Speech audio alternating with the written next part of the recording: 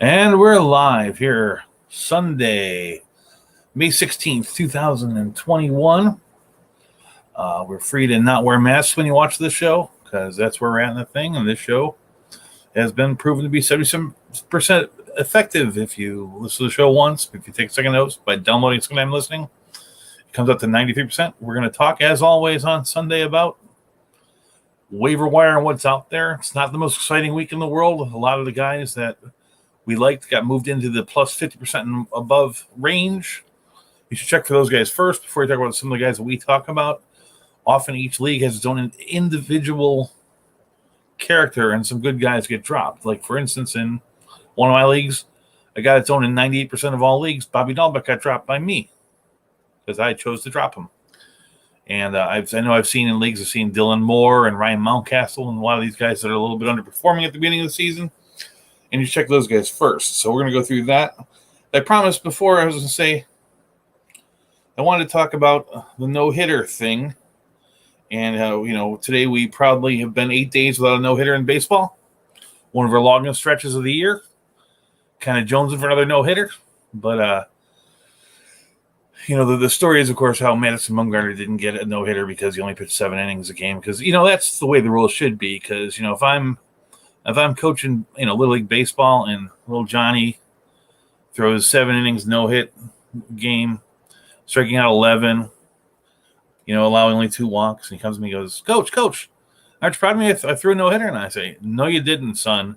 You only threw 7 innings. You got to learn these things when you're young. No, it's always wrong.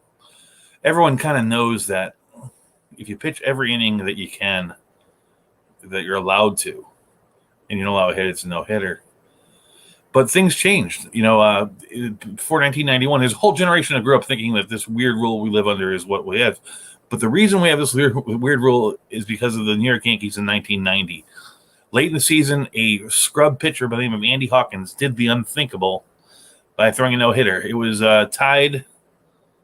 Hey, Andrea is already here. I know I see it says there were 3 people in the chat room. They were tied with the Yankees were playing in Chicago against the White Sox, and they were tied 0-0. And in the bottom of the 8th, the top of the 8th, Andy Hawkins comes in. The bottom of the 8th. How's it work out? So the bottom of the 8th, Andy Hawkins comes in. The first batter gets on an error, infield error. Then he walks a batter. Then a fly ball is hit to an outfielder. There's an error, and another walk batter, another fly ball error, and at the end of the 8th, the Yankees are down 3-0. The Yankees come up in the top of the 9th and bat and don't score the runs, and so Andy Hawkins doesn't get a chance to come in the 9th and defend his no-hitter. So he pitches an 8-inning no-hitter, which is totally legit and whatever. But for some reason, Fay Vincent wants to address this, and he puts together a council called it's a committee for statistical accuracy, and they examine no-hitters and during the offseason. Basically, what you wind up doing if you examine no-hitters, you have 2 choices, right? You can have a no-hitter page like what we had up to that point, littered with these 8 or 10 situations where they're a little bit different. Hey, what if there's 2 pitchers throwing a hitter? What if the guy pitches 10 innings of no-hit ball and loses in the 12th? What if the batter comes in What if the pitcher comes in relief after the first batter hasn't retired anybody and retires 27 people? And that made the no-hit list interesting and fun. And that's why when we looked at the stats, we looked at those things. But instead, they decided the only other thing would be to say we're only going to call it 9 innings, and that's why Madison Bumgarner didn't get a no-hitter. It's because of the Yankees, and that's why when your kid thinks he throws a no-hitter in his little league game, remind him it's only 7 innings. He did not do that. That's the only thing to do if you want to be a proper father. Or he's got the video. He can refresh if you want. So before we get to the thing, there's 3 things I want to talk about. The question that comes up a lot is, can I drop Luis Robert? Can I drop, Zach Gallen? Can I drop Eloy Jimenez? And I dropped Luis Robert this week, and I think that it's reasonable to do so. I think that there's a whole lot less pain with holding on to a player. If you have plenty of IL slots, there's no reason not to keep him in your IL slot. Sure, somewhere down the line you might be in a situation where you're pressed for an IL spot, and the decision on waiting 7 weeks is going to be a lot harder than the decision on waiting 12, and that's fine. But, just better sooner than later.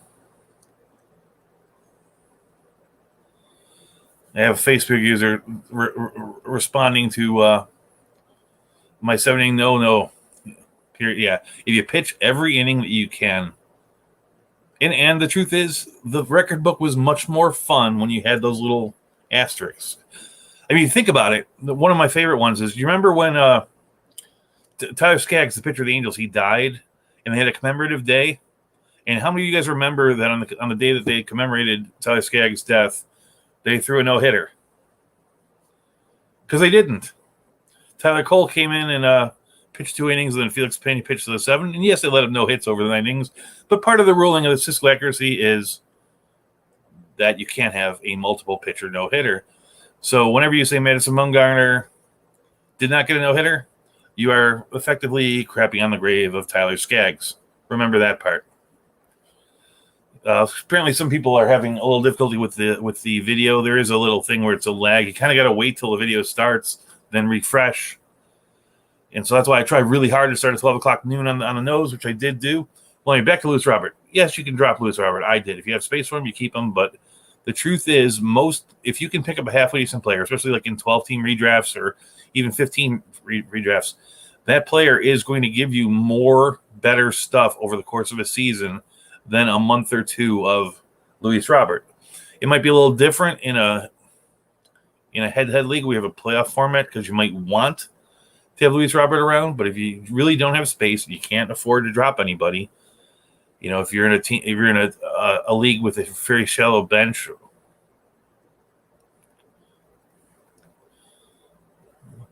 9 innings is a no period. 7 innings means nothing.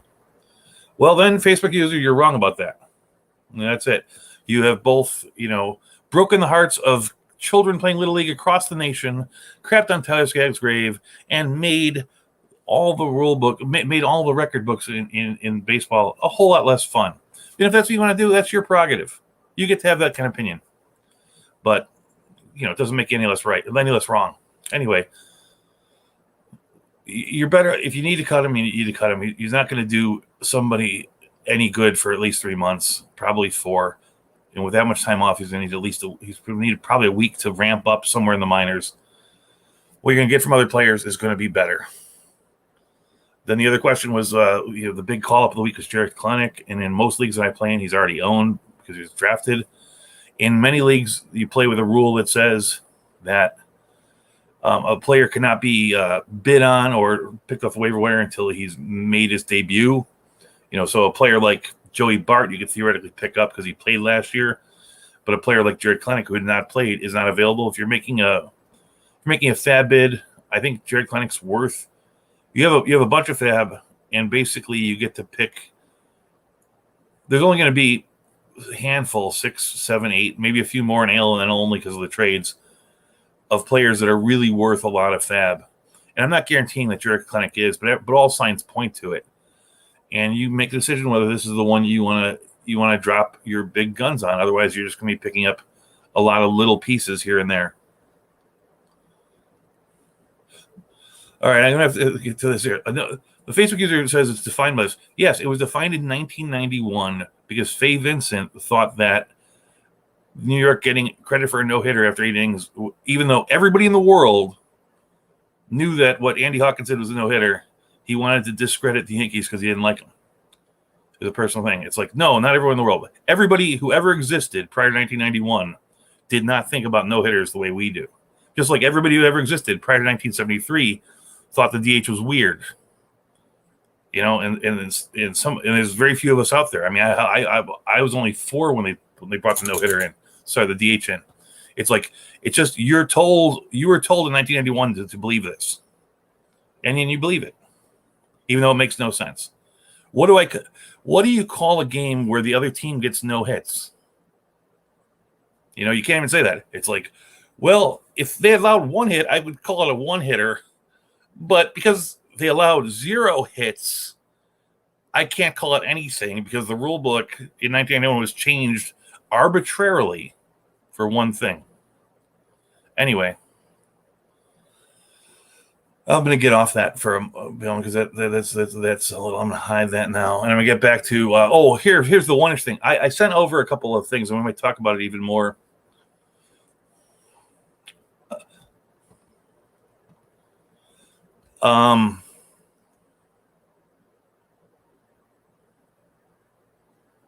Exactly. The Facebook user writes, should there be a no-hitter for official game is based with 5 innings? Yes, it should be. And there were plenty of those that are in the record books. Honestly, in the modern game, we don't normally do that because if a game is wiped out at 5 innings, that game will usually be held and it'll be continued. Now, if you go back, like Walter Johnson got credit for a no-hitter in 1912 that was 6 innings. And no one had any problem with that for 60 years of baseball. And then new people wind up having the problem. But nowadays, you don't see that because if a guy had a 6-inning no-hitter and it got washed out by the rain, unless it was a late-season game between two teams that had no playoff implications, you would see the last innings be played out somewhere. And then you'd either pitch a full game or that. Now, the truth is, if a guy pitches 5 innings of no-hit ball and the game's washed out by rain, isn't it kind of cooler in the record books? They have the list of those 6 or 7 games that worked out that way. Everyone's talking about that pitcher from Boston. And the truth is, you would have completely forgotten about him if he wasn't in the record book under that asterisk. Like, these are the guys that did this. Because the record book was more fun that way. But I want to get to the other stuff. There was an interesting article about the effect of the barrels that has actually affected what StatCast has provided and has affected what you're going to see on Baseball Savant. I don't know the extreme details of it because I don't have the paid subscription to StatCast, but I've read articles by people, especially a guy named Devin Fink, who wrote about what those changes were. And basically, to put a, I'm gonna dumb it down because one, I don't know exactly what these things are exactly, but the basic point of this is that if you break down, we all knew going into the season that the baseball with its new orientation was going to take off on average between 7 and 10 feet on fly balls being hit, but not all fly balls react the same way. So what they did, the StatCast has taken the data and they broke it into 5 inning, into 1 degree chunks and 1 degree and 5 mile an hour chunks. And they see that, just to take the things from you, what you can use is that if a guy's hitting the ball 105 miles an hour or faster, it doesn't have much effect at all. It's very little. But a barrel starts at 95 degrees, and at 95 miles an hour, and the degrees are the launch angle is between 26 and 31. But what they're showing is that if a guy is hitting in that under 105 mile an hour, but over 95 mile an hour, if they're at the lower end of the degree spectrum, if they're hitting at 96 degrees or 97 degrees, if they're hitting at 26 degrees or 27 degrees, there is a greater drag on those things, and it's turning those balls into outs. The takeaway from this is that if the guy hits over 105, you're fine. If you're trying to judge a player based on barrels, because they can't change the nature of what that stat says, not all barrels are created equally, and it might not be as predictive as it had been in the last 5 or 6 years that it existed. If a guy was hitting the ball hard, that was a good thing, but now you have to hit the ball hard, you have to hit it on a slightly higher launch angle. Maybe they change what the barrel is next year and say it's between 27 and 33 degrees or something like that. The truth is, on the upper end, if you were to launch a projectile in a vacuum, 45 degrees would be the best angle to get the most distance. Two things about baseballs is, one is you're not playing in a vacuum. The second thing is you're not so concerned about getting the best possible distance. You just want enough distance to get over the field, to get over the fence. And so, that distance is going to be at the lower angles. Height is going to be at the higher angles. And so, and then the ball weighs 5.2 ounces, and then there's air drag and stuff like that. So you start seeing diminishing returns on how far the ball will go at around 40 degrees, like 39 degrees. So you can't just push it up higher and say people should higher. No, I don't know. Maybe baseball players are seeing the same data that I'm reading and saying that they need to launch more. And, that is a possibility. But if I'm looking at a barrel rate and I'm using that to make a decision on whether I think that this player A is better than player B, who are fairly close together. You got to kind of dive into it and see where their launch angle for their barrels is. I mean, a shortcut route would be to see who has the higher launch angle average, but that's going to be fairly imperfect. So, maybe they're going to change things. But the point being is that there are certain players that tend to hit their home runs on the line drive, and those guys are being hurt more. If you take the group that is 95 miles an hour to 100 miles an hour at 26 degrees, the cutoff line, 2019, last year we had full data on it, 50% of those balls went for home runs, 35% of those went for flyouts. This year, that number is reversed. And 33% of them are home runs, and 50% of them roughly are flyouts. And that's a big change and a big reason why our batting averages are lower. So anyway, that's the one thing. Not all barrels are completed equally. You want to check to make sure your guy's hitting the hard, the 105 miles an hour. I'm not worried about a guy like Marcell Ozuna or Teoscar Hernandez because they hit the ball above that 105. But the guys that were getting barrels on the lower end, the Gleyber Torreses, I'm sorry that he's the first guy I think of because people think I have it in for the Yankees, which I don't. They just run baseball. But there are guys like that. The guys that you unexpected home runs. Didi Gregorius, trying to think anyone else. But anyway, it's the weaker power hitters who are benefiting the most from the launch angle revolution are going to get penalized the most based on this because it's about hitting the ball harder and harder to get it to go further and further. And you also have to launch it more, which is going to give you a reason. Is the launch angle is going to, as people try to raise their launch angle even more, you're going to wind up having more infield pop-ups and pop-ups as a whole. And with that, we're going to get to the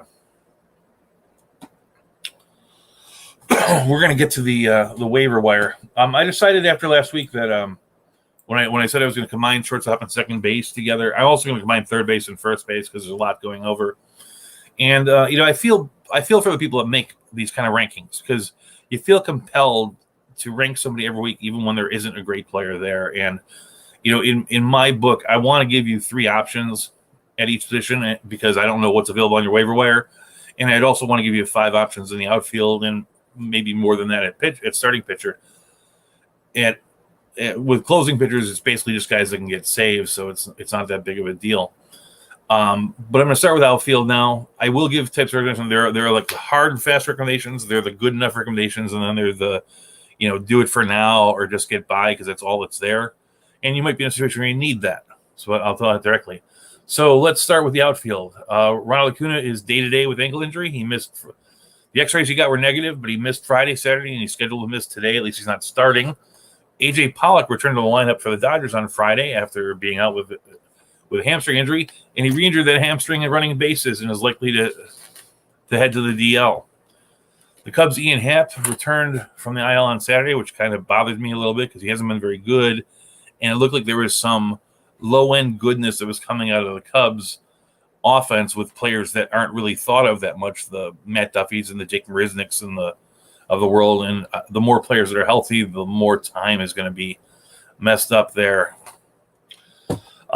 Today, with Happ coming back, he's starting in center field, Horner starting in second base. I think it's the lineup they want. They are playing with a DH, and the DH is David Bote. Mike Yastrzemski of the Giants sat Saturday with a side injury. Giancarlo Stanton missed Friday and Saturday with a quad injury, still day-to-day. Aaron Hicks is day-to-day with a torn wrist sheath, where surgery is possible, but they don't have to do that. They made it a point to liken it to an injury that Mark Teixeira got in 2003, where he had a torn sheath on his wrist, and he was able to play most of the games that year. He had to sit out 15 games. So if you want to base it on what happened with Teixeira, you're probably if he returns without surgery, there's probably going to be 8 or 10 nights throughout the year where Aaron Hicks on very short notice just takes a day off of playing baseball. Charlie Blackmon of the Colorado Rockies, former great players, was pulled from the game on Friday with a groin issue and sat Saturday. Jake Mercer of the Cubs went to IL with a right ankle injury. The Mets placed Alberto Mora on IL with a shoulder contusion. The importance of that is the players that he called up. They actually called up a prospect that I'm interested in looking at because he steals a lot of bases by the name of Khalil Lee. He's the guy that they traded for from the Royals, and they had Lee on the roster for 2 games, and then they got rid of him to call up a guy by the name of Jake. What was his name? Jake Hager. I don't know what to tell you about Jake Hager. He's not really a top-rated prospect, but he was one of those guys in the minor leagues right now who is tearing up the minor leagues, hitting 400 with a home run, I think, maybe 2. And you may as well see if he's hot, if he can help them out in the moment. The Mets could use hitting. Why not try that? You can always bring Khalil back up later. But it was funny that they called him up for no reason whatsoever.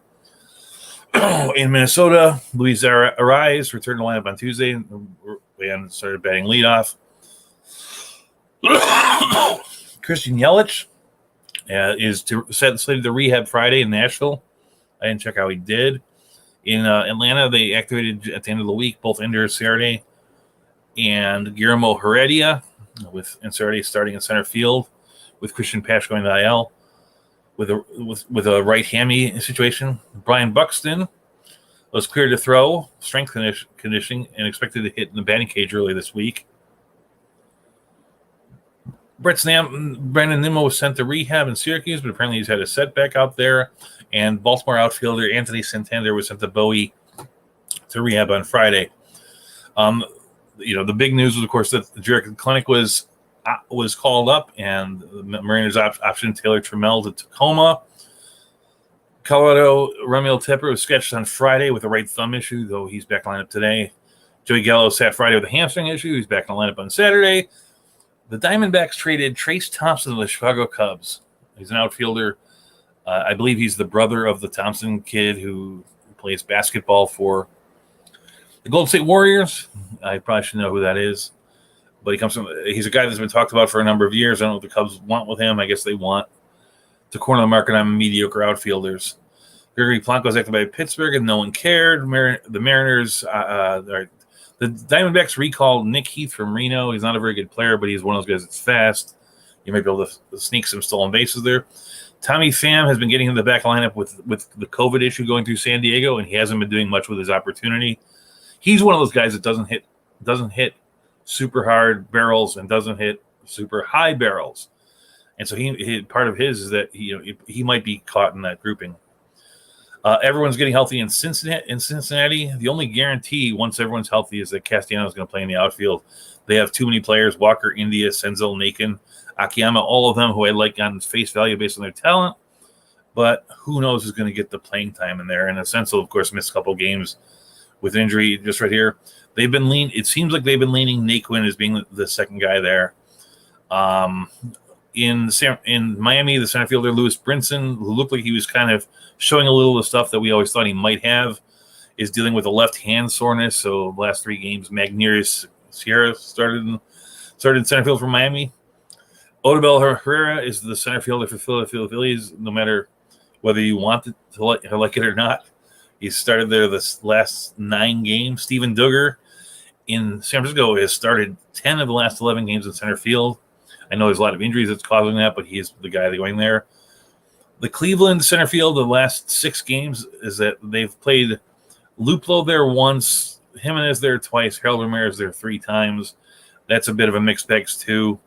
And in Los Angeles, Taylor Ward led off Saturday versus left-hander Martin Perez. I wanted to see if he's going to see more of that.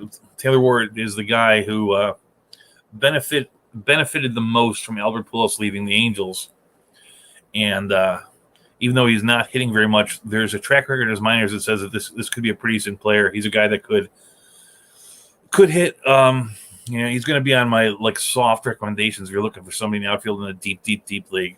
But anyway, on Yahoo, I kind of like Yahoo and shallower leagues. There's some decent players that are available. You have, I'm going to continue to talk about Brandon Belt until people tell me to stop. If you look up what Robbie Grossman, who's owned in 34% of leagues, has done the last 2 weeks, I picked him in one league. There is little doubt that he's going to give you some home runs and some stolen bases, probably more stolen bases than that. And he bets the top lineup and he gets on base very well. Is he going to carry your team to a championship on his own back? No, but he's going to cover that situation perfectly fine. And those would be the three recommendations. Oh, sorry, and Adam Duvall, who's 90% owned in Yahoo. I give the strongest recommendations to Belt and Grossman, and good recommendations to Adam Duvall. A couple of other names that are in there that in the outfield in the shallow leagues. Tyler O'Neill's only 34% owned. I like him a good deal. Avisail Garcia, Harrison Bader at 6%. Ian Happ at 40, as we talked about. I want him to succeed. I'm a Cub fan, and I think that he has the tools to succeed. He just never made it put them together. But the fact of the matter is, he's at the crossroads point right now, coming back from this injury. Unless he gets hurt in like 3 days, then the crossroads might be can be kicked down the line. But he needs to produce. He's been given 4 years of chances to do it. He looked really good as a rookie, and he's looked sort of, slightly above average the rest of the way, sometimes below average. And oftentimes when people are faced with that wall, they turn it up a notch and do something, and that's what I'm hoping for as a Cub fan. I have my doubts about it, but there's an upside there that might happen. The other guy that Alex Kirilloff, the first baseman for Miami, who's normally an outfield, he's only 47% owned. He is taking swings, so it looks like as of this moment that season-ending surgery is not on the table for Kirilloff, and he'll probably be back in about 2 weeks. If you have space to stash somebody, I would rather have Kirilloff than, say, Lewis Robert, because Kirilloff has a better chance of producing for a greater period of time. And the truth is, if you ask me whether I'd wanted Kirilloff or Kelenic, going into this year, all through my dynasty leagues, I kept saying I wanted Kirilloff over Kelenic. This year, I got into a startup league where you're allowed to draft one minor leaguer, and I had Kelenic and Kirilloff both available, and for some reason, I drafted Kelenic. I don't know really why. They're pretty close in value. I actually think Kirilloff is more of a sure thing, though fantasy-wise, Kelenic might be, because I'm pretty sure that Kelenic will steal you 15 bases, at least over 10, and that can prop up a lot of more averageness elsewhere. But I think that Kirilloff's the better hitter. In the deep leagues, not a lot to really get super excited about. But if you're looking for somebody, I told you last week I picked up Kyle Garlick. Another name that I am thinking about is Jake Marisnick. The truth is, I went in there, I was going to pick up Jake Marisnick, but then Marisnick went to the IL on Sunday on Fab Day, so I switched gears and went to Kyle Garlick. I'll put it here. It's like one of the things that there is like they bat in the middle lineup. Garlick sometimes bats second, and they both hit reasonably well. Kyle Garlick has a 8.6% barrel per plate appearance, which is about 14th among outfielders. Jake Marisnick has an 8.3% barrel per plate appearance, which is about 16th among outfielders. They both hit the ball 40 and 41% hard. Garlick has the playing time. He's hitting the doubles. Things are going to fall for him. I actually think that the Twins are a pretty good team. I think the Cubs are an okay team too, so they both can get the counting stats as far as runs and RBIs. They're both guys that I like. I'm picking Garlick over Marisnick because he's healthier. And the other guy that's in there is, and I think that this, he's a guy that's perfectly good to pick up now. It'll probably give you a good month or so. He's been known to be able to hit some home runs, steal some bases. The third guy would be Kevin Pillar, who's owned in 42% of leagues. I just don't think he's a guy that you get married to. He's the guy that if you have an issue, you pick him up while he's playing well, you use him, and then 3 weeks reevaluate and see if there's somebody better out there, or maybe somebody mistakenly drops Ryan Mountcastle or something along those lines. The three other names that in the deep leagues in the outfield that I care about are Matt Beatty, Taylor Ward, and Guillermo Heredia. Guillermo Heredia is shown, he's owned in 0% of those leagues. He's shown to be able to, in short bunches, be pretty good. Taylor Ward, like I said, even though he's only hitting 170 right now, he is showing the penchant for stealing bases. They're giving this moment in time right now for Taylor Ward is his moment to show whether he's the guy. And they're going to give him more than, realize he only took over a week ago, and it hasn't been that good of a week, but they batted him first on Friday night. They're going to give him the chance. They want him to succeed. If he can step up, he can step up. The guy that's going to follow him is Brandon Marsh, and that's the only real problem with him. I think he can Taylor Ward for nothing and still save the fab to get Marsh later if he fails.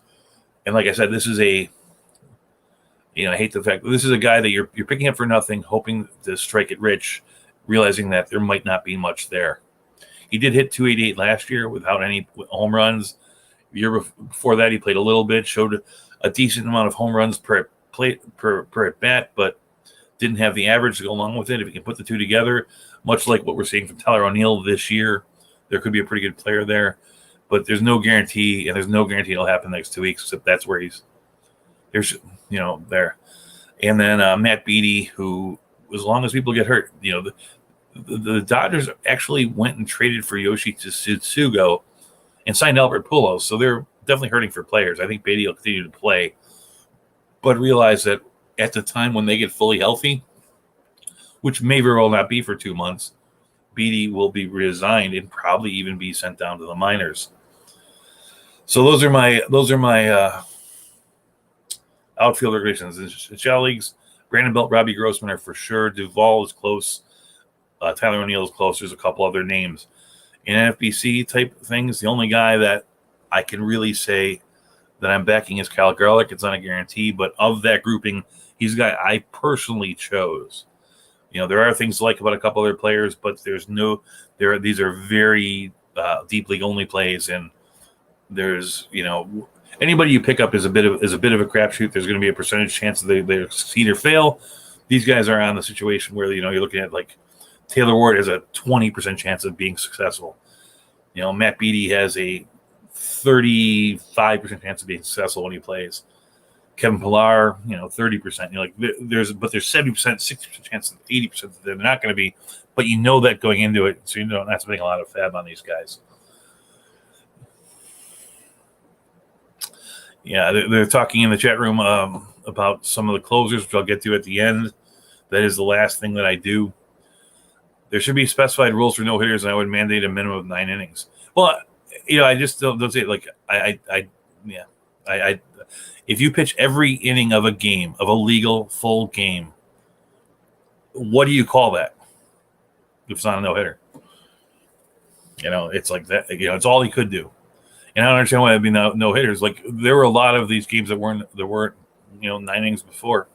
And why can't there be a mixed no hitter with 2 pitchers pitch? Why is that an issue? They go full 9 innings.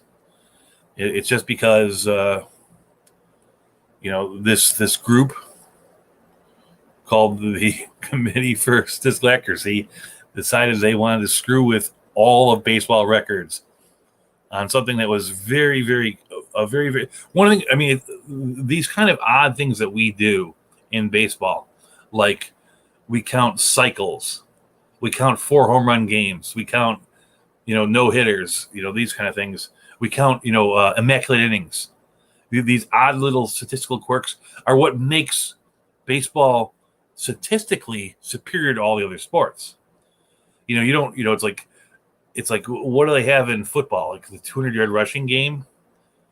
That's something that is a little bit, but it's really just what a running back does is rush. In basketball they have the triple double, which is so common among some of the stars that it's almost meaningless. Then you have the quadruple double, which is actually quite cool, which is only done twice in the history of basketball. Once by Akeem Olajuwon, I don't remember what the other one was. It's like, but we have these little quirky things, and that's what makes, like I'm not the only, young kid who grew up looking through those record books and reading these stories and thinking like, wow, that's really cool. I mean, what kind of story can you write about a 200-yard rushing game? I mean, one of my favorite football watching memories of my life was the game that Walter Payton rushed for 275 yards. And what can I tell you about that except for he rushed for 275 yards and 3 touchdowns? It's not that interesting. But if you want to talk about, Edwin Jackson's, 11 base runner no hitter, which was legitimate, or you want to talk about, Tyler Cole and Felix Pena's combined no hitter on Tyler Scabb's Memorial Day, there's a really great story there. And limiting yourself to 9 innings makes the game less interesting. And I don't think that's what we should go for. I grew up, my love of baseball, I really think about it, was like a good portion of my love of baseball was reading about baseball. And I used to subscribe to a magazine, which I thought was really terrific because it was narrative baseball stories called Baseball Digest. And you could still get these things online, and they would tell you the story of Jim Rice or the story of Jim Eisenreich or the story of, of Harvey Hedrick's no-hitter that didn't happen versus Fred Tony, that went 10 innings. It's like, and those stories were gripping, compelling. The story of the shot heard around the world, as opposed to just a bunch of numbers. And it was the story that I think compels anybody to like any sport. We talk about, I talk about, winning at fantasy basketball because I don't really care about it because I'm a number guy. That's why I'm not a fan of the sport. But if I like the story of LeBron James, or if I like the story of James Harden, or the story, the story I do like is the story of who is that guard, that Stephen Curry, the guard that played for the Knicks, who wanted to create a $15 gym shoe. Like, that's an interesting story. But you can play these games based on the stats, but you love the game based on the story. It's an emotional tie. Why take away the stories? Anyway, off to second base and shortstop. Corey Seager of the Dodgers has a right hand fracture. It should go on the IL today. Fernando Tatis is on the COVID list, along with Jurickson Profar. Apparently, Tatis has the COVID, or at least test positive for it. He is symptomatic. Jurickson Profar is out due to following protocols. Ty France went to the injured list with left wrist inflammation. It has been bad since he was plunked on the wrist April 19th by that dirty scoundrel Dustin May, throwing at batters. I've been in on Ty France as a hitter, and I still think he's a good thing. I think that this IL stint is great. It means you can protect him on your IL stint. I'd gladly pick France over Luis Robert, and it gives you a chance that, like, he sits out for 12, 13 days, so he starts feeling better. Then they send him down for a rehab, and it's the kind of thing that if he was hitting so poorly, you kind of wanted to do for a guy like Ty France, but you didn't want to. You prefer not to damage the guy's ego by sending him down, but that's just a rehab sit for 7 days. Let him get some confidence, come back. I would say that Ty France is a buy low character. I will admit that I own him in a lot of leagues, and I did bench him in a lot of leagues in deference to because he's my middle infielder in these leagues to guys like Nico Horner and Brandon Crawford. But it was because there was something wrong with him, and I was trying to let him play this long through it. Gleyber Torres went to the IL, COVID-19, even though he's supposed to have been vaxxed and recovered from the illness already. I don't want to go in the detail because there's a political side of the thing, but if you're in a situation where, and I got the same vaccine, the J&J vaccine, and that story makes anyone who got the J&J vaccine a little bit nervous, but mathematically, in order for the number of people on the Yankees, which is like 5, there's 4 people in their office and one thing, to have gotten that vaccine and have gotten sick. Now, there are the breakthrough cases, but you shouldn't have 5 cases off the same batch. There's either they got a bad batch, which more or less means it was mishandled or something, like it was, they got it in even though it's something that can be kept at room temperature. Maybe they set it next to a refrigerator or something and heat off the back, raise the temperature point that made it less. These are things that could happen. I'm not saying they did happen. Or they got a super strain that broke through. But if there was a super strain, there'd be more than 5 people sick. Or the Yankees lied about being at 85%, which, if the answer is the Yankees lied, that's probably the if the answer could be that the Yankees lied, that's likely the answer. But either it was mishandled or this. It's not like it's something for everybody. But Torres will be back shortly enough. But like I said, he's somebody that I'm worried about. How did those guys get in there? I typed it in the wrong spot. Didi Roars missed past 2 games with an elbow issue. Nick Baton is playing shortstop. Paul DeYoung of the Cardinals went on the 10-day non-displaced rib fracture, which allows them to call up Max Moroff, who's not important to fantasy leagues, but Max Moroff is an alumni of the Little League, where I have been active at Maitland Little League. Albert Mondesi is set to rehab in Northwest Arkansas. I don't know how that's going. He's probably been there since Wednesday. He should be back to them. The Rockies have sent Brendan Rodgers to rehab Friday in Albuquerque, so he's around the corner. And the A's activated Chad Pinder. Chad Pinder is second base, third base, and outfield eligible in Yahoo. Second base, third base. He's a guy that has had moments of being fantasy relevant. He hits the ball extremely hard, but he's always been sort of the utility guy. So he's never really been the man. Nico Horner was activated on Friday. Jazz Chisholm was sent to Jacksonville to rehab on Monday. Tommy Edman has played 2 games at shortstop with Young out, which means that Matt Carpenter is getting a start to second base. There's 2 things about that. One is maybe Matt Carpenter turns it around, which I don't think so. But it's something I should have checked, which I didn't do. Is we should pay attention to the length of De Jong's injury stay and the production of Nolan Gorman in their minor leagues. The Diamondbacks called up Andrew Young, who was kind of a throw-in in the Paul Goldschmidt trade, and he's played 2 games at second base, 1 game at third base, 1 game in the outfield, and he's second base eligible in NFBC. He's a utility guy, and like you're in Mercedes and Yahoo to get stuff. But going into Saturday's game, he's hitting 353 with 4 home runs in those 15 games. I'm not recommending him as a player, but if you're looking for a short-term, maybe 1-week stopgap, I'm waiting for this guy to return, you could do worse than Andrew Young. He's playing and he's hitting right this moment. Kel Marte is expected to start a short rehab start as early as today on Sunday, so he'll be back, and that'll put a pin in that. In Baltimore, Freddie Galvis batted cleanup Friday, and maybe he's their cleanup hitter, and maybe he's their best hitter. And Michael Chavis is leading off for Boston. So we get to those positions of second base and shortstop. And admittedly, there's really nobody in here that I'm in super love with, except for, 3 or 4 players. At second base, I think there's something for Nick Madrigal. I think there's something for Nico Horner. I think that there is that Jonathan Villar, with the guys being out, is giving you what he's been giving you in the past week. Villar has in the past 2 weeks he's hit 2 home runs, stole 3 bases. Those are the second base guys that are eligible. And they're probably eligible at shortstop too in many leagues. In the deeper leagues, these guys are owned above 50%, and there's not a lot there. Jay Happ's another name at second base, and he's owned above 50%.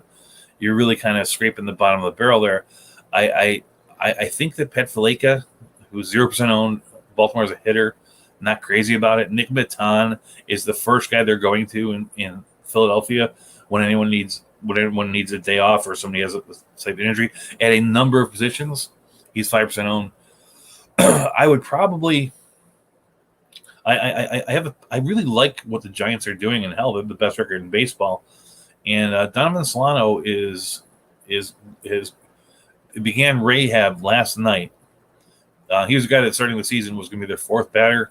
He's a guy that I'm seriously considering picking back up in NFBC if I can make the thing work. In his first game in rehab, and for the Giants, the pitcher was Scott Kazmir. He went 3 for 3 with a double. He's ready to hit.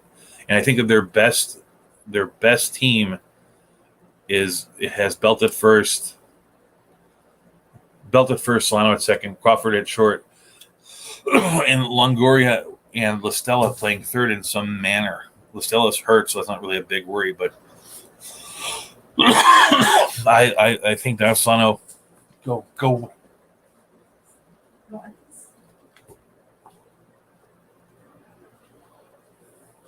Oh, that was dumb. Anyway, that's where I'm at on that. So Brandon Crawford's 25% owned in Yahoo. Nico Horner's 35% owned. Brendan Rodgers is on his way back. He's 5% in Yahoo. I still like Jose Iglesias, who's 44% owned. He's available in those deeper leagues at shortstop. And then if you see Nick Ahmed, who does get the playing time, is somebody that might be a stopgap if you're looking for someone to cover for an injury. And Pat Faleka is in there too. There's 2 guys that are also stopgaps that I would prefer I mean, it's hard for me to get too excited about Freddie Galvis or Miguel Rojas, but they're both available in those things. They give you certain things. Like I said, Galvis is batting fourth. So I think I'd like him a little more than Rojas. Rojas is sort of empty average. I know that I talk highly about Solano at second base, and up to this point he's been empty average, but I think that he's made changes to make himself at least like Cesar Hernandez relevant when it comes to home runs. Like there's a chance he's going to hit 10 or 12 home runs. There's a chance he's going to steal 6 to 10 bases. And then all of a sudden the 324 batting average is actually quite meaningful. And though that's where I go with that. So my heart in the middle infield, Brandon Crawford should be owned. Nico Horner is the next guy. And then there's a couple of decent players there. But, Brandon Crawford at second base. What has Brandon Crawford done last 2 weeks? In the last 2 weeks, he's hit 345 with a 131 OPS, 5 home runs, and a stolen base. How do you get through that? One name that comes up in this area that I'm not recommending is Michael Chavis. The strikeouts are just so high. I think that bodes well for Bobby Delbeck at first base, which is one of the reasons why I might think about buying him back. But I'm not 100% certain that I like Delbeck more than Mitch Moreland. And if you're looking to stash somebody, if you don't want to pay the fee for Clinic, Bobby Witt is 54% owned. It'd probably be about a month, though, but just keep him. He's in Yahoo, he's 54%. Sorry, NFBC, he's 54% owned, but you should keep an eye on him. And if you had a free spot or have nobody else you can do, you can pick them up. Which brings us to first base. Well, it's kind of crazy. Like I'm just, I'm making a concerted effort to check to the chat room in between movements on these things, and I'm 45 minutes into this thing. That's cold coffee. And it seems like they're still talking about the no-hitter thing. Like, that really bothers them. But the truth is that the discussion only happens because of the love of baseball. And it's in those discussions that you see that people are passionate about the sport. If everyone went, hey, this is the way it is, live with it, and everyone just shrugged, there would be a sport like America's relationship with soccer. Anyway, off to first base, a lot happened there. I don't even have a note about, the Dodgers signing Albert Pujols, which they did, I don't even have that written down. It was too big of a thing. The Angels released Albert Pujols on Wednesday and then signed by the Dodgers. And then the Dodgers traded for Yoshi Tsutsugo from Tampa Bay for either cash or a player to be named later, because the Dodgers need bats. They need bats that can drive in the runs. I think that Pujols, they made a point when they talked about the Pujols signing and said that they very clearly said that he'll be kind of a super pinch hitter. I think there's a chance for him to be more than that. Now, admittedly, I mean, as long as Bellinger's out, Muncy's been playing first base, and Muncy can play at other positions. I would be surprised to see Pujols get a few at bats here and there, because you're talking about a team that was playing all sorts of players because they had to. All right, let's get to the injuries. Anthony Rendon returned on Friday for the Angels. J-Man Choi was activated and didn't start yesterday. And he's a guy that's available everywhere. 1% owned in Yahoo, 0% in NFBC. Mitch Moreland missed Saturday with a side issue. That's the reason. Like, Mitch Moreland could stay healthy and just stay regularly playing. I like him so much more than Bobby Dalbec, but it seems like every week there's a little thing that makes him miss one game. Or they play 4 lefties and he misses 2. Asdrubal Cabrera of the Arizona, who's that nice fill-in kind of guy. He went to the IL with strained right hamstring. Chris Bryant missed Wednesday due to illness, was hit by pitch on his hand on Thursday, pulled from that game with pinch hitting, and he's back in there Friday night. He seems to be the only player on the Cubs you can fully count on, though there's some talented players there. Phillip Evans missed game Thursday with hamstring injury. He's really come way down since that hot start. And I was very high on him early in the season. I'm a lot less high on him now. Though he is one of those guys that if things start percolating back up, and you're going to see a lot of people be cut that were major cogs for the first month, he's one that probably deserves it. Hunter Dozier has on the 7th day with a concussion when he decided to slam into Jose Abreu, which gave Jose Abreu a facial laceration, left knee bruise, and no concussion. He's day-to-day, but he did return to the lineup on Saturday, and he's still leading the majors in RBIs, I believe. Hunter Dozier has been terrible. They called him Kelvin Gutierrez. I don't think that that the guy sliding into third base, whether it be Gutierrez or Hansel Alberto, really is going to make a difference fantasy-wise. Eric Kurloff, who I said if he's available, even though he's injured, just take him up, was seen taking grounders and dry swings. So surgery is likely avoided, though there still is the possibility that he takes a swing in a batting cage and that thing and his wrist tweaks or whatever, and it's going to happen. But it doesn't look it right now. Everything's positive. And Evan White was sent to the IL with a strained lip flexor. He was diving for a ball. Evan White's poor play at the plate isn't the same reason as Ty France does, but at the same time, when he comes off the IL, I expect him to get 7 days in the minors to try to right himself a little bit because he has not been good. He's not been good as a hitter pretty much all the time. And he signed that contract. Luke Voigt has returned from the IL. As of Saturday, he was 0 for 10. Or through Friday, he was 0 for 10. I don't know what he did last night. Jose Abreu. Christian Walker went to the IL with a right oblique. And Colin Moran with a groin issue Sunday. It's IL. Connor Joe appears to be the Rockies' first baseman, at least until TJ Crone comes back. Crone was seen playing catch in the outfield before last night's Rockies game, so I don't think he's super far away, but there's a back injury, and those things are tricky. I threw my back out on Tuesday. I did some stuff, felt better on Wednesday and Thursday, then Friday it hurt again for some unknown reason. You get those things. The Red Sox injuries have given Bobby Dalbec new life at first base. He started at least the last two after a couple days off. He actually has hit a home run this week. He's batting over 200, which is an improvement. I don't know if that's enough there. And Mitch Moreland, who I like, was batting second 2 nights. Then he missed some time because of a side soreness. He scratched the game Saturday because of side soreness. The Pirates called up former prospect Will Craig. There was a time when he was a somewhat sought-after prospect, but that was about 3 years ago.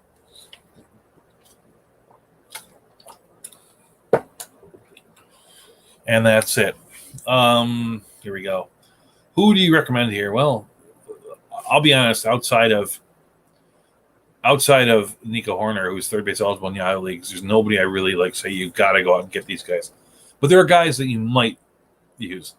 And actually, I had number one with Colin Rand, but I hear he's on the IL now because I do these notes throughout the week. So my 3 guys on Yahoo are Nico Horner, Jonathan Villar for the Steels and the playing time right now, and Josh Fuentes. I know that I'm not thinking that Josh Fuentes is a world beater, but I thought that he could be a reasonably decent corner infielder who hits okay, maybe a little bit better than okay, but plays in Coors Field and then elevates a little bit. And Coors Field has elevated a lot of sort of average hitters into fantasy relevancy, if not, greatness. And, over the last 14 days, Fuentes is 10 for 30 with 2 home runs, 9 RBIs, and a 960 OPS.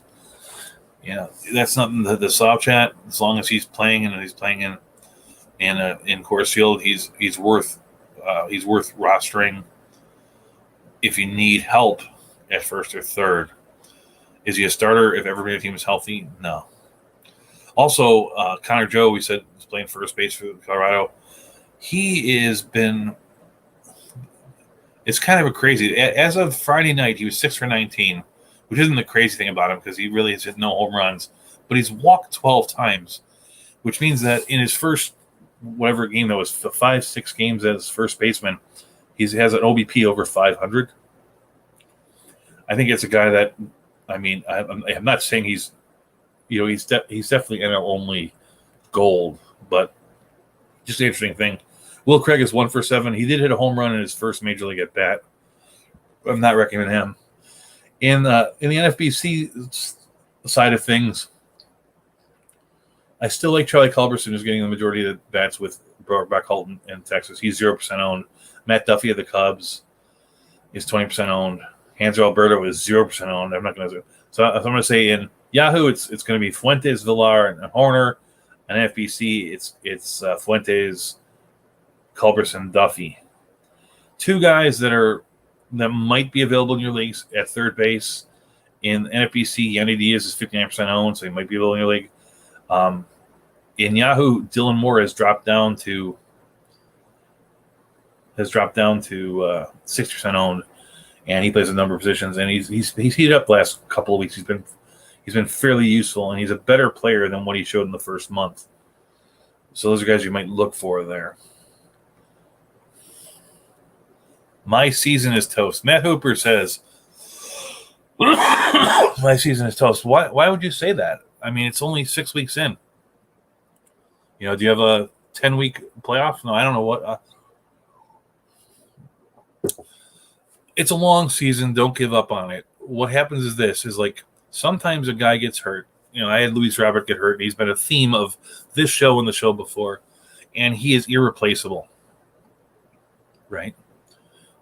But there's 12 other teams. Sorry, that league. There's 14 other teams in that league, and I'm going through that with Luis Robert, and someone else is going through it with another player, with Giancarlo Stanton, and someone else is going through it with, a pitcher like Zach Gallen, and the idea is the only time that your team is toast is when you're the team that has all the injuries. And we all feel like we have all the injuries, but if you really went through your teams, especially, odds are good that your team that's in first place has been a little bit lucky when it comes to injuries, having fewer than the average. But if you look at the teams that are, 5th, 6th, 7th, 8th, 9th, they're all in that boat. I can't remember a year that I've played where I haven't thought to myself, man, I wish I had another injured reserve slot.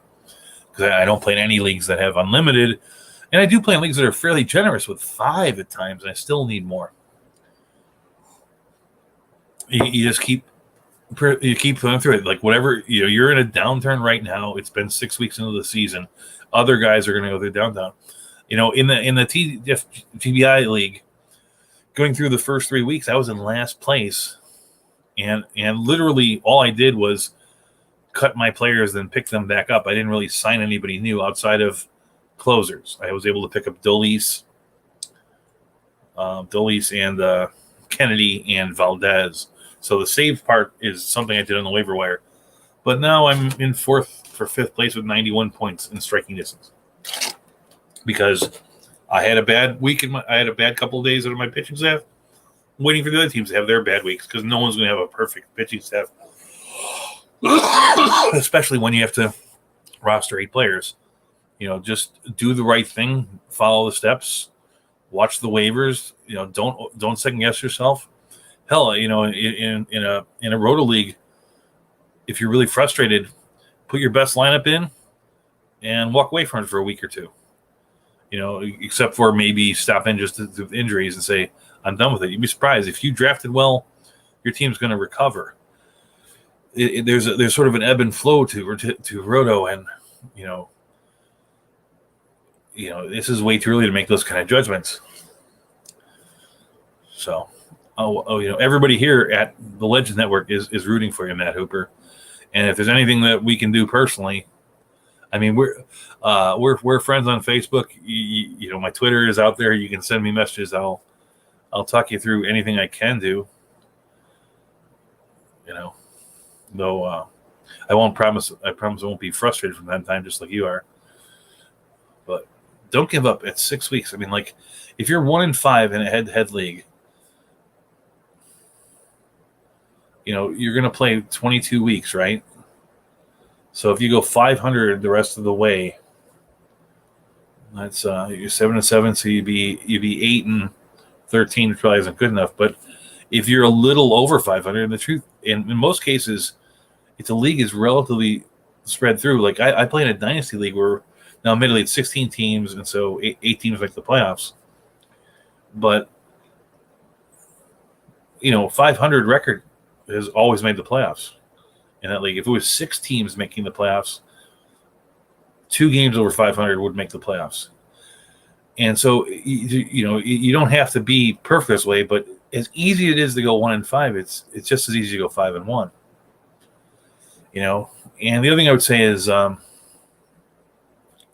it seems like when you're playing in a 1 point per week league, as opposed to a category style where you have a final score of 7-5 or whatever, where they say if you win 7 categories and they win 5 categories, then you get a 1 win.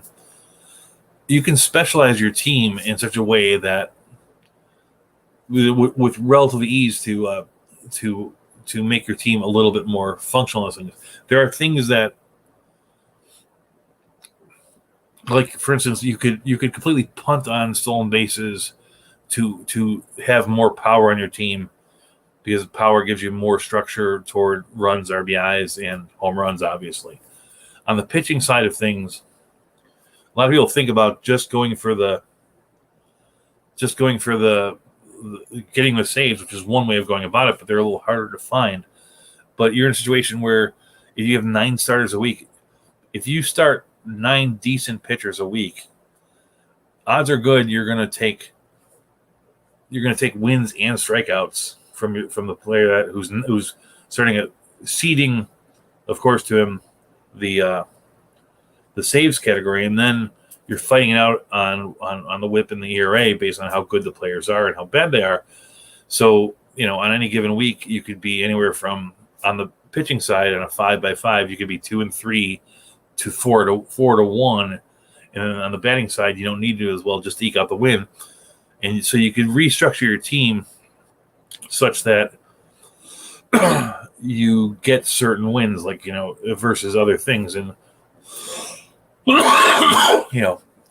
home runs generally are expensive. Strikeouts generally are expensive. But if you can play more, one of the biggest things about fantasy baseball is that there's a lot of leeway when it comes to starting how you formulate your pitchers.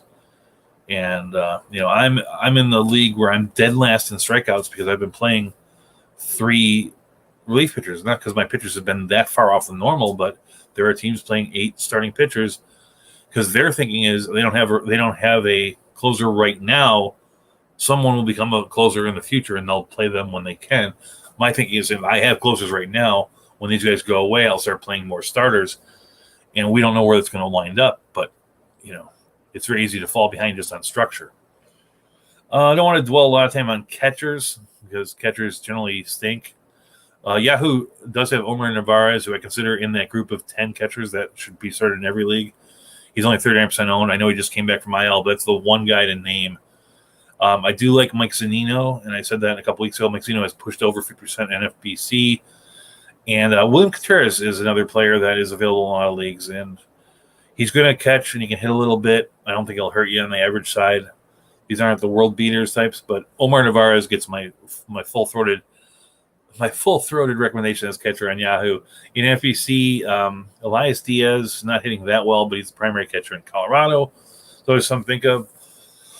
With all the injuries in Detroit, they have Jake Rogers and Eric Haase. Both of them are 0% owned. Both of them have pretty good power profiles. And I also like Jason Castro at 7% owned because his because he only bats versus lefties, and he hits lefties incredibly well. His home run per at bat is among the highest among catchers. And so the other part of that side is because his at bats are low, even when he bats 205, it doesn't hurt your team as much. And he will give you as many home runs as the better players on the waiver wire that will drag down your average. The Phils activated J.C. Realmuto on Friday. Carson Kelly went to the IL. That's a big news. Saturday fracture show. That throws Stephen Vogt into the thing. Stephen Vogt is not a very good player, but he seems to always been able to produce when he's filling in for people. I think that that's somebody in Arizona you might look at in the deeper leagues, or even if you're trying to fill in for Carson Kelly, who's one of the 10, might be the best catcher in baseball hitting wise. Something happened on this year. The Tigers placed Grenier on the left hammy. Max Tassi of the LA Angels went to the concussion list. Only 2 notes is Dalton Varsho, who's catcher eligible, has played 6 of the last 12 games in center field for the Diamondbacks. So, the idea behind he might not be that good of an outfielder, but as a catcher, his playing time is not much more than a typical catcher. So at this point, he's not really rosterable.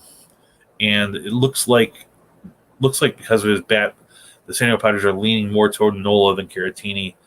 I still think that at some point Caratini is going to be the primary catcher in San Diego, but that's not the story as of the 16th of May. And Austin Nola is he's 4 of 23 in his batting. Right? That can't be right. Forget why I just said that. That's the catcher thing. Let's not dwell on that much. We're at an hour and 5. I got starting pitchers and relief pitchers to go through. Everyone wanted to talk about relief pitchers, so I'm going to go to them first. Drew Pomeranz was on the 10-day L with a left shoulder impingement. The Rays activated Diego Castillo. Amir Gear to the Reds served just 5 games with suspension. The A's have sent A.J. Puck to rehab in Las Vegas. He's going to go to the bullpen. My belief is he's going to be a very good middle reliever, and if you're in a league where that's beneficial, he's among those guys. The Rays, Ryan Sheriff returned from the restricted list, and he was optioned to Durham. That's only important because Ryan Sheriff is one of those guys that acted like he was walking away from baseball, and he's decided to come back. There's an interesting story talking about all the people that are on personal leave and these restricted lists, that it's the unspoken thing is that it has to do with players' mental health. I don't know how true that is, but it was a story that I read in Sports Illustrated, and they tied it to Ryan Sheriff, who looked like he was on top of the world, but just didn't care, because when there are bigger issues that are on your mind, and every one of us is going through it. That's never happened in baseball. What did I talk about? What did I say never happens? I don't know. Matt, if you could clear up what I said that, or maybe it's then never. I will talk more about it. I'm sorry, my head is blanked as to what I was talking about. So here's the story of the relief pitchers this week. Cesar Valdez in Baltimore blew a save on Tuesday. He's still the closer. Don't worry about him. Jonathan Loaizaga of the Yankees picked up a save on Friday. Aroldis Chapman is completely unhittable. So he's the guy, but Loaizaga has got good enough numbers, picks up wins, and he's going to be the guy that spells Chapman when he pitches too much. So he's among the better of the middle relievers to have. In Tampa Bay, Diego Castillo returned, and now they had no save chances leaked. So you have a thing that has Diego Castillo, Pete Fairbanks, and now Jeffrey Springs. So if you look at Jeffrey Springs closely, is fairly reminiscent of Nick Anderson. I think Nick Anderson is better, but it's the same sort of story, same sort of pitching line. In Toronto, Jordan Romano got the save Tuesday. Tyler Chatwell looks like their best pitcher in their bullpen. And Rafael Dolis should return this week. I'm just about at the point where I did spend some decent fab money on Rafael Dolis, and I think that if I make a pickup this week, it's probably going to be to cut Dolis. Though I don't think that he's done getting saves, but I think that it is Romano's turn. In Cleveland, Thursday, Emmanuel Clase came in the 9th, got 2 outs, walked 3 batters, and Travis Shaw came in from a 1-out save. I know what that means, but just be aware that Clase had a tough outing. If he has one bad outing, doesn't doom a relief pitcher, but one bad outing makes it easier to have 3 bad outings. And once you're at 3, then you might lose your job. Kansas City Royals have a committee with no save opportunity this week. Hansel Robles got the save on Saturday. I was going to put him in there as a guy like the stash to be the possible closer there. He was the only save they got this week because Rogers and Colomé haven't been good. Rogers has been fine as a setup guy, but he hasn't been good as a closer. Colomé has been bad across the board. When you're doing recommendations for relief pitchers, especially in shallow leagues, all you're talking about is saves, and so there really is. Robles is one of the names that I'd recommend. Does it guarantee he gets those saves? No. But he's shown that he can do it in the past, and he might be able to do it, and the other guys don't really seem to want to be the closer.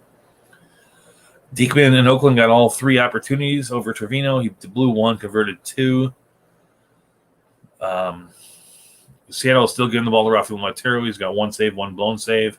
Nothing this week for Kendall Graveman, though Kendall Graveman's a better pitcher. My general rule about the closers is you want either the best pitcher in the bullpen or you want the guy that the team likes. And you wind up having bad situations like Seattle where the team likes Montero and the best pitcher is Graveman. Braves Will Smith is shaky as of late. If you're looking to speculate on a closer, Chris Martin's available in a lot of leagues. He's been back and pitched 4 games since his injury. It's not a guarantee that Will Smith will be done as the closer, but that's what you do when you speculate. You speculate on guys that are doing poorly. Will he recover? He may. The Mets gave Trevor May a chance to convert in place of Edwin Diaz in New York, and he failed on Friday. Hector Neris got the one save op in Philadelphia. He appears to be the closer over Alvarado. Branhan blew a save in Washington. Like I said, it's just one save. If he strings together more than that, you might be looking at Daniel Hudson, but for the same reasons that I say that you might want to pick up Chris Martin, you might want to pick up Daniel Hudson. I would pick up Martin ahead of Hudson if it was me. Cincinnati gave its only save opportunity to a name we had not yet talked about getting saves, and that's Heath Hembry. Not Sims, not Anto, not Doolittle, not Garrett. Yeah, that's a weird thing. They have a really crazy committee. A lot of players in there. It's very reminiscent of what the Royals are doing. Arizona gave their only save opportunity this week to Stephen Crichton, and he got the conversion on Monday. I said last week that Davinsky came back and he might move into the mix, but he's actually back on the IL. In Colorado, Daniel Bard has been very shaky. He blew a save this week. They don't really have a lot of choices in there. Carlos Esther is on a 10-day IL. He's the guy that I think is their best pitcher in their bullpen. And I would say this about Colorado. Like, there is Detroit and there's Colorado. These are 2 bad teams. And I think Detroit is a situation where if you get their closer, which right now looks like Gregory Soto, though Michael Fulmer got the last save, and I think that Michael Fulmer has to be the lights-out closer for Detroit. And Bard in Colorado is that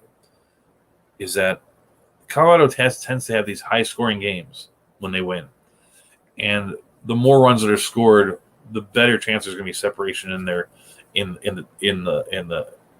scoring outcome. You know, if only 3 runs are scored, it's probably going to be 2-1 or 3-0 in that save range. If the game is 8-5, that's still savable, but you know, it might be 11-5, and it's not. And so Colorado has the fewest save opportunities. Colorado has the fewest save opportunities of any team over the last 10 years. Colorado also lets up the most runs in relief out of any team over the last 10 years.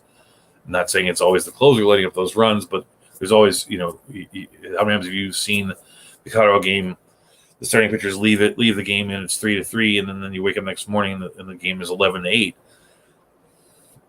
And so of all the teams, if you need a closer, you pick the Colorado closer, but he's always the last closer you pick. There hasn't been a closer I've liked in Colorado since probably Brian Fuentes.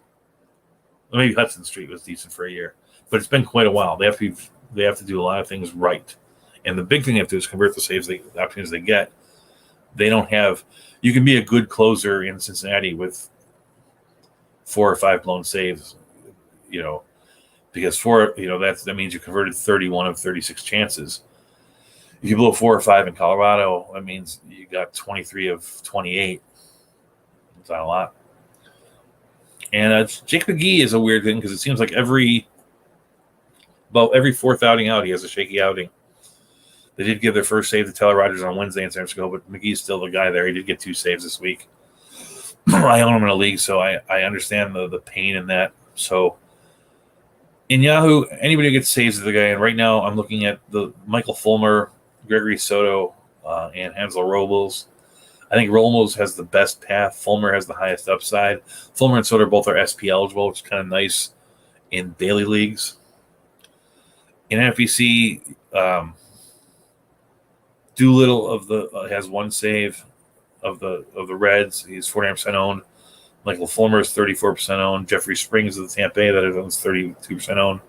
Hansel Robles is 10% owned. So that's on it. The other guys that are relief pitchers that if I had an opportunity to, and the space, and they did something for you, a non-save reliever did something. I still like what Tyler Chatwood has done. I like what Jonathan Lois has done. And there's a couple other players like that, and Dylan Floro is still somebody that on the deeper side has been a very good middle reliever and will eventually take over in Miami in my thoughts. Here we go to starting pitchers. I heard Andy's show last night, so there's not a lot that's really good here in starting pitchers, and she is right. It's one of the reasons why I put this off to the very end. Nobody here. Well, there's a couple of pitchers that are halfway decent. In Yahoo, both Domingo Herman I like a lot. He's 53% owned, and Cole Herman's 52% owned. But guys that are under 40, it's more like positioning yourself for the future. Jake DeGrom went to the IL on Monday with right side soreness, retro to Sunday. Brewers activated Corbin Burns. Carlos Martinez of the St. Louis Cardinals has a right ankle injury, went to IL. Nick Pivetta missed a few games with vaccine side effects. He did return on Friday doing the Nick Pivetta stuff that is pretty amazing. 16th pitch, 2 runs, though no decision. Zach Gallen is on the 10-day with right elbow strain, and their Torey Lovullo said he'll be rehabilitated in weeks, he said. So I don't have good hopes for that. He actually, in shallower leagues, he hasn't been playing well enough that other pitchers haven't passed him. So if you're in a 12-team, 10-team league, I can understand cutting him. I owned him in 2 of them leagues. I cut him in 1. I didn't cut him in the other. It's just based on what's available on the waiver and what I could get to. If I was in a league where I was able to pick up Carlos Rodon, Dylan Cease, these kind of pitchers, Gallen went from being at draft day my number 2 or 3 pitcher to now being my number 6 or 7. Because even when he was pitching, he wasn't pitching as good as these other guys were. Kyle Gibson's been pitching very well. Anyway, where was I at? Cubs activated Jake Arrieta, even though he refuses to take the vaccine. David Price feels ready to play and could be activated as early as Monday. Eliezer Hernandez is expected to begin rehab this week, and Dustin May, the guy that ruined Ty Francis' year, transferred to 60-day IL. The Mariners called up Logan Gilbert on Friday. It's kind of what you expect from a first game out there. It's like very few people blow people away, the way Steven Strasburg did in his first game. But 4 innings pitched, 4 runs, 2 home runs, no walks, which is a good thing. Oops. And that's Patrick Corbin went on paternity list Friday. He'll be back shortly. He has a new son named Weston Allen Corbin. The Atlanta Braves signed Tanner Rook to an MILB, the minor league deal. He might find his way into things because there's a place.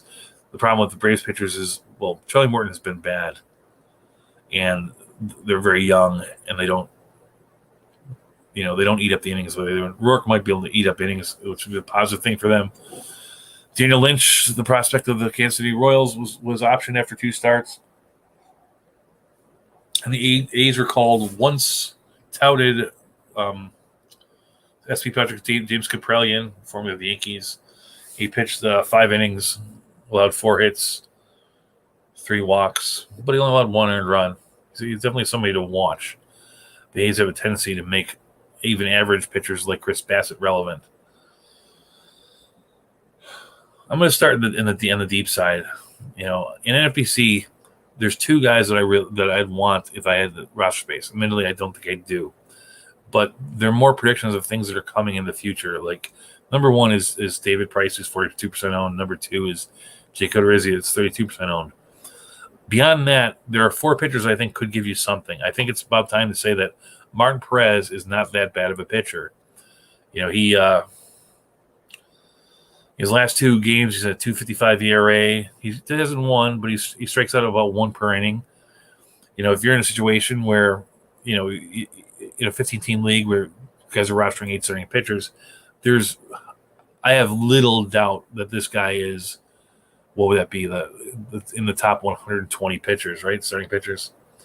Vince Velasquez looked good in that, and he's a guy that I once thought was going to be Well, he came up with Lance McCullers, and he had some good strikeout stuff. And you're like, I always thought he'd be Lance McCuller-ish, but he kind of went the other way, like a lot of the Philadelphia pitchers did. But we see how they're doing. Ex-Philadelphia pitcher Cole Irvin is doing fine in the A's. Ex-Philadelphia pitcher Nick Pivetta is doing very well for the Red Sox. It's like maybe the Philadelphia doesn't treat their guys very well, or doesn't have a good thing. And in Kansas City, everybody was staring at Daniel Lynch, but Chris Bubich, who it was all, Daniel Lynch was their most touted prospect of their pitchers, but most people grouped the three of them all together: Bubich, Coar, and Lynch pretty simultaneously. Not too indifferent to years ago when there was on the Mets when they had Wheeler, Syndergaard, and DeGrom. And I'm not saying that they're going to be as good as that, but it turned out the guy that at the time was number 3, which was Jake DeGrom. Matt Harvey was in that group too. Became the best of all of them. You don't really know; these guys are close enough. Bubich has let up no runs in the 2 games that he started, pitching 5 innings. That's a guy that's available in deep ass leagues and is somebody that you should look at. And the other guy just to eat innings, who is a professional pitcher, is John Lester's on 0. So in the deep leagues, I'm recommending David Price, but there are a couple other names that you might like. And Yahoo, there's a couple other names that are pretty interesting. There are 2 guys that seem to be figuring things out in Albert Alzolay, who's on the 21% of leagues, and Griffin Canning. Griffin Canning had a very good close of business last year, and I didn't write it down, did I? And so I had high hopes of him at draft day, but he started out fairly poor. But if you look over the last couple of games, and let me do this. Starting pitcher last 2 weeks.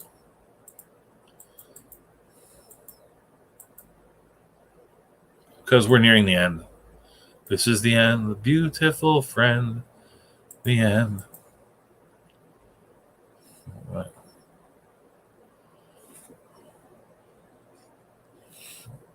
Last 2 weeks in Kansas City.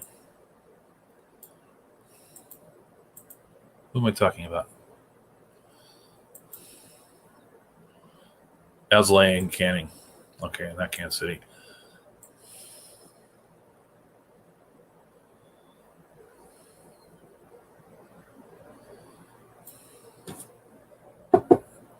Oh, it's Framber Valdez. I'm going to stop for a second. Well, I want to finish this up. Well, no, I'll do this. Facebook user asked this question.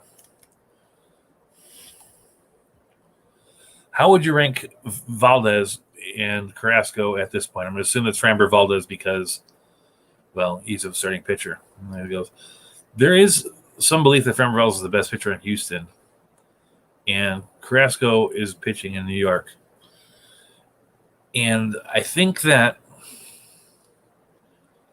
they're closer than we might like to talk about. And I can understand your conundrum trying to decide between the two. My knee-jerk response is to take Valdez because Carrasco has a history of being injured. Carrasco is in New York. Carrasco's in New York where it seems like it screws up with a lot of pitchers, just don't do it well. I don't, the odds on getting wins, which is one of the categories, is much better in Houston. That I read a lot of stuff about Valdez might be the best pitcher with Verlander out in Houston, and I would go with Valdez over that. I think that when Valdez comes off the IL, he stays off the IL,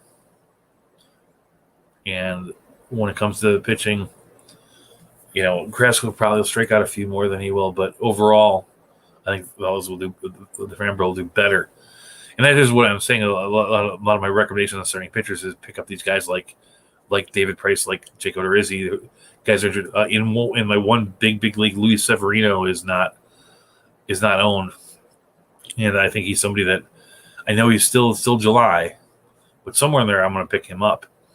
I saw him pitch to Jason Dominguez while they were showing off Dominguez's capacity to get around on fastballs, but I mean, this guy recovering from Tommy John surgery looks pretty good pitching today, and so we're in 45 days, I'm sure he'll be fine. What was I talking about? I was talking about the last 2 weeks for the LA Angels. So, sorry, wrong.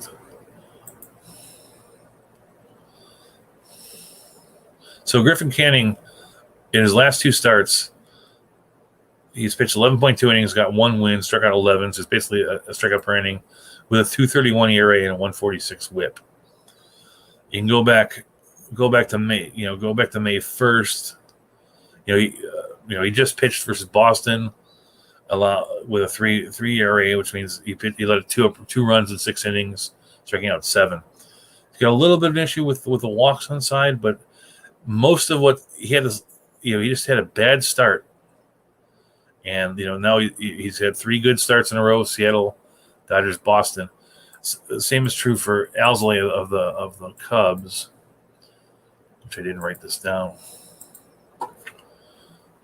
Albert Alzolay on the year is a 4.09 ERA with a 0.82 WHIP. But, sorry, no, that's not for the year. For the year, Alzolay is a 4.50 ERA and a 0.88 WHIP. But over the last 14 days, he's got a 4 ERA with a 0.88 WHIP. But he's had these games where, he let up 3 runs in 6 innings in a loss with striking out 6. He let up 3 runs in 5 innings. 2 runs in 5 innings with 7 strikeouts, 3.60 ERA. And then the game before that, he won, allowing 2 runs in 6 innings.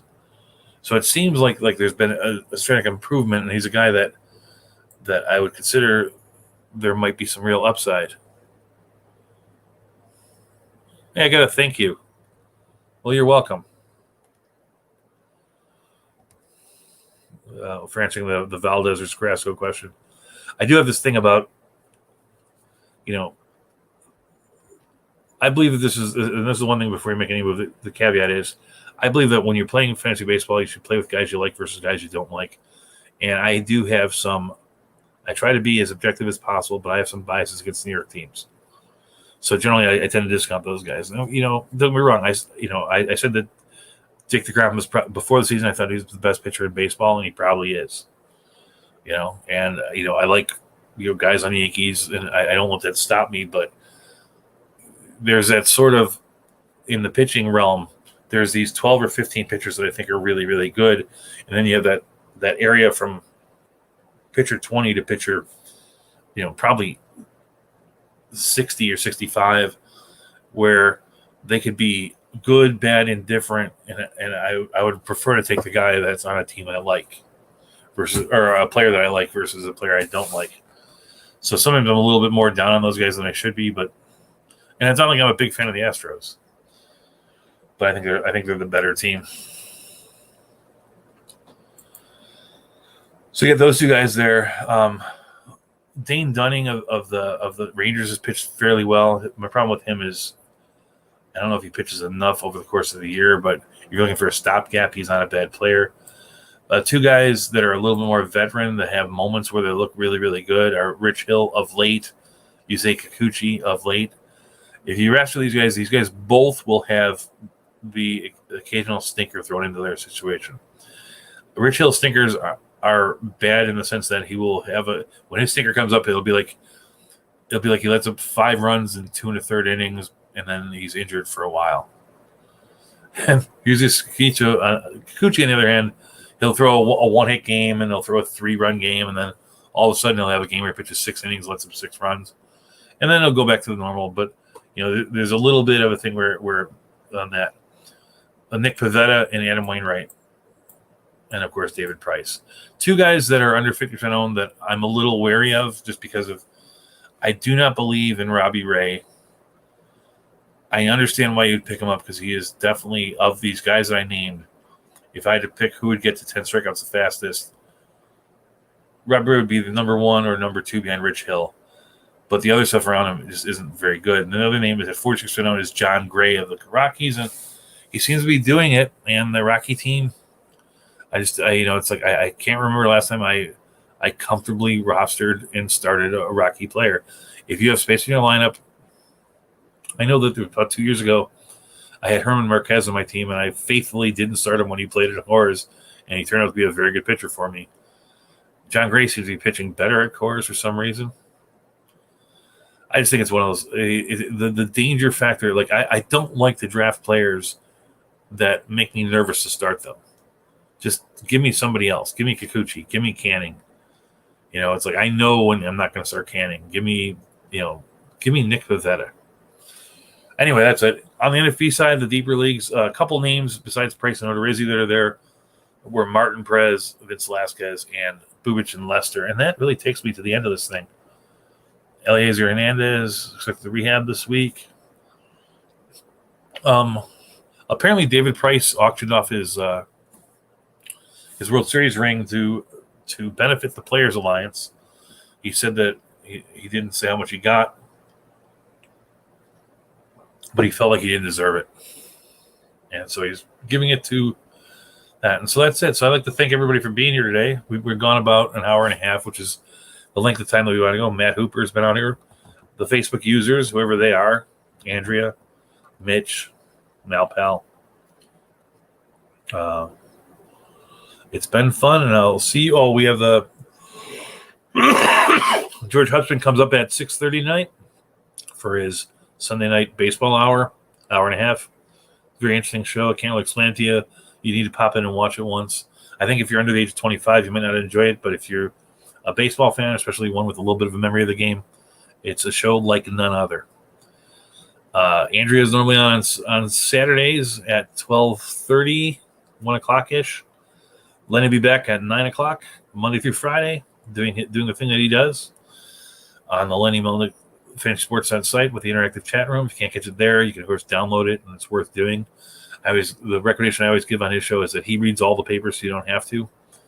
And you can download his show, play it at 1 1/4 speed, and you have all the information you need to know in 40 minutes. Good fortune to your teams this week. I'll let that go. I always like to say I used to always end my letters as commissioner to good luck unless you're playing me. I wish the teams I'm playing the worst of luck. I don't want anyone to get hurt, but I just like them to hit a lot of pop-ups. I sent Lenny.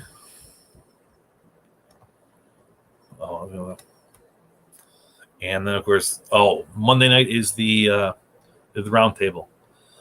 If you want to, if you're a regular listener and you want to be on it, you can contact the league through contact the Legend Network through me or Andrea or Lenny and say you want to be on it. We'll work you into the league. We had a guy on last week who worked pretty well. And once you become a person that's been on the show, you can always come back a second time. We are going to try to not go above 6 people at one time, but we haven't had that problem yet. And that's on Monday at 8 o'clock. So I'll see you then. With that, I will bid you adieu. Oh, we didn't talk about the Bowers in the news this week. Ron Bauer, he won the Preakness. And that's a good afternoon.